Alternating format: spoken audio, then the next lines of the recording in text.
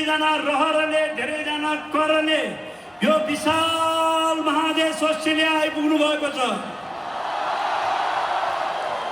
धेरैजना करले थोरैजना रहरले, धेरैजना सिक्नलाई थोरैजना सिकाउनलाई, धेरैजना पढ्नलाई थोरैजना पढाउनलाई, अनि धेरैजना करले थोरैजना रहरले, अनि धेरैजना अनि धेरै धेरै धेरै धेरै धेरै धेरै धेरैजना कमाउनलाई, धन कमाउनलाई, अनि थोरैजना रमाउनलाई यो विशाल देशमा आइपुग्नु भएको छ।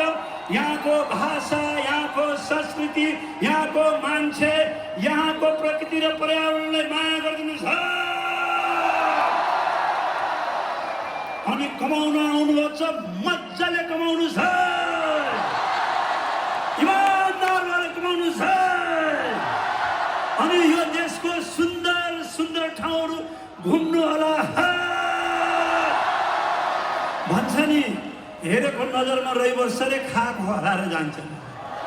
त्यही भएर यहाँको सुन्दर सुन्दर ठाउँहरू घुम्नु होला। यसो भनिरहँदा कस्तो घरको याद आयो, आमाको याद आयो, बाको याद आयो, बजेको याद आयो, बाजेको याद आयो, मामा माइजू काका काकी सबैको याद आयो। त्यही भएर कागजपत्र मिलेको छ भने मिलाउनुहोस्, पढ्न आएको छ भने के छ मिलाउनुहोस् कागजपत्र, अनि घरमा आफन्त भेट्न जानु होला।